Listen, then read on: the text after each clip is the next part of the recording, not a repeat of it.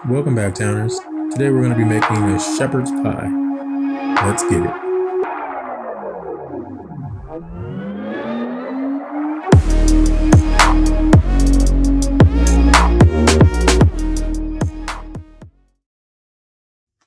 Alright guys, now we have our cauliflower here. This is 12-ounce bag. We have 4 bags here of cauliflower. It's steamable.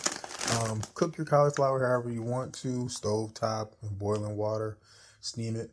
I just use the steamable bags. I throw them in the microwave, and it generally takes about 4 to 5 minutes per bag, but I throw them all in at one time, just save time, and just randomly flip them. It generally takes me about 13 to 14 minutes. So while that's going, I'm going to be working on other things, but we're going to pop those in the microwave. Now also, if you do put yours in the microwave, or you put any bag or multiple bags, make sure you find out where it says this side is up. It's here, because also on the steamable bags, they have little vent holes here. And if you put them upside down this way, then basically it can stop the steam from releasing itself, and then all the liquid also will just leak out, so you'll have a mess in your microwave. So just a little pointer to help you guys out. All right, here's the ground beef that we're going to use for our shepherd's pie. It's some 80-20 ground beef.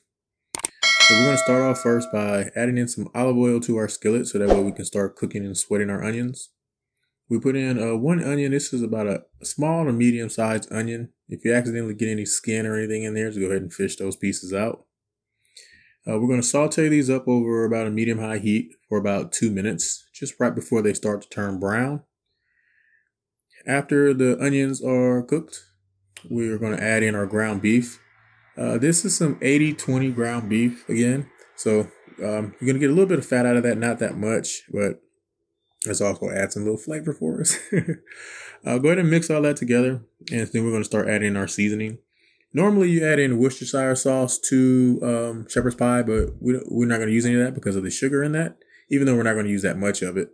We're going to make a substitute using coconut aminos. You can also use soy sauce.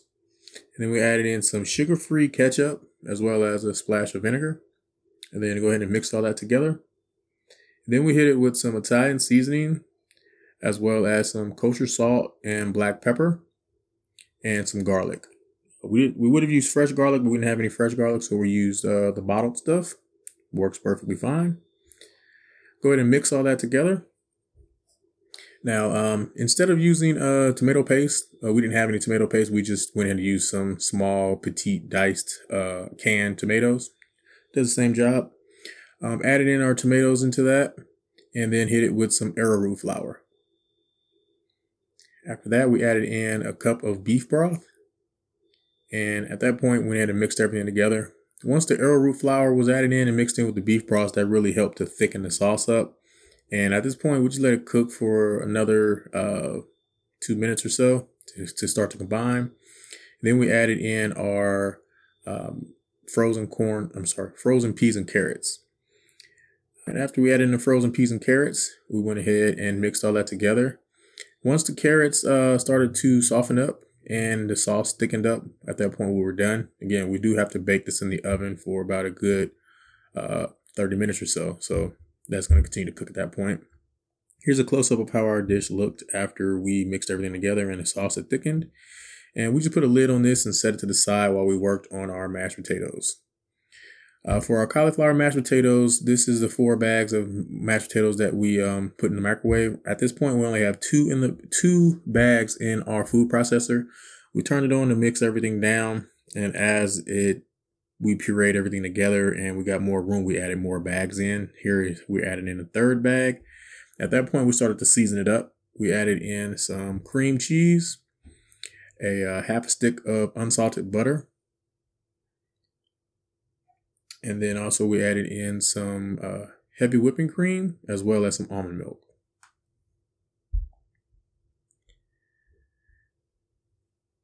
We went ahead and used a spoon to basically smash that down into the food processor, so that way we can help it to mix up better, easier, smoother. After we mixed that up and everything was nice and creamy, here it is, a spoonful of what it looked like after it came out. I felt like we had enough room to get that 4th bag in, so we just went ahead and just used it all up anyway. Added that 4th bag in, and this time we also added in the seasoning to it. We seasoned this up with some kosher salt, some black pepper, onion powder, and garlic powder. And after we added in all of our seasoning to that, we went ahead and popped the lid back on and pulsed it a few more times, let it go. Once it was nice and creamy, we were good.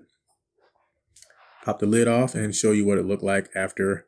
It held to the spoon well, so it was nice and it wasn't super thick like mashed potatoes, but it held to the spoon, so we knew it'll work on our mashed potatoes, on our shepherd's pie. Now, we got a glass dish out. I was trying to figure out what would be the best dish to use for this. Make sure I had enough space for everything and that anything wouldn't boil over. So this dish was wide enough. So we put down our meat mixture first and went ahead and spread everything out through the bottom of our dish. Then we went ahead and added in our mashed potatoes on top of that. Spread all of that out evenly. The rougher you make it, the more you'll get more of a crisping browning on it, but it won't burn through or anything. Smoothed all this out nicely, and then we went ahead and popped this into the oven at 400 degrees for about 30 minutes. All right, Towners, here is our final product of our shepherd's pie. We have our cauliflower mashed potatoes up top, and down below is our meat mixture, meat sauce. You can see sort of the peas and carrots in there with the meat, and cauliflower mashed potato up top.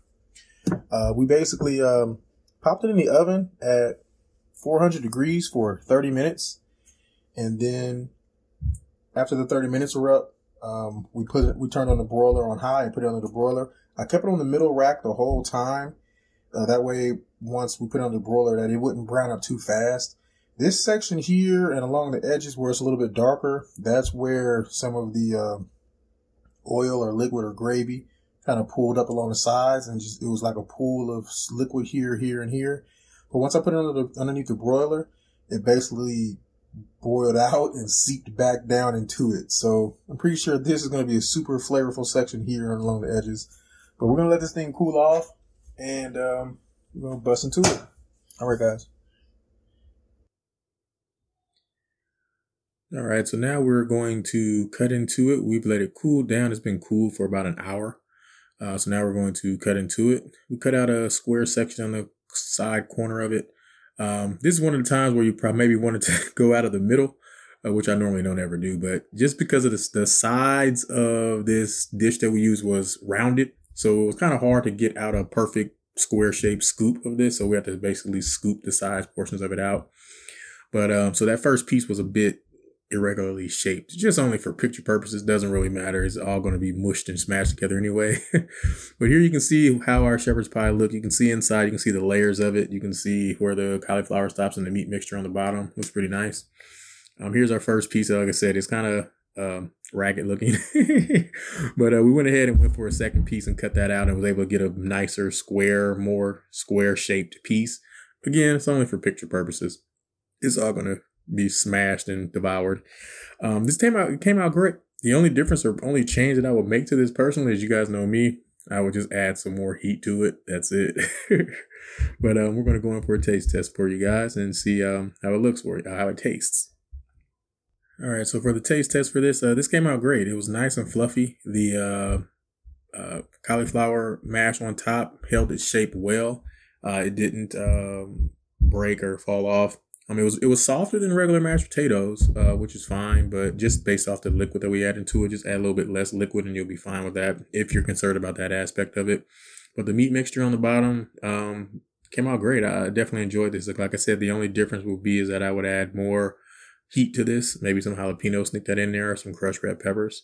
So I hope you guys go ahead and try this recipe out. If you have any questions or comments, please feel free to hit us up in the comment section below.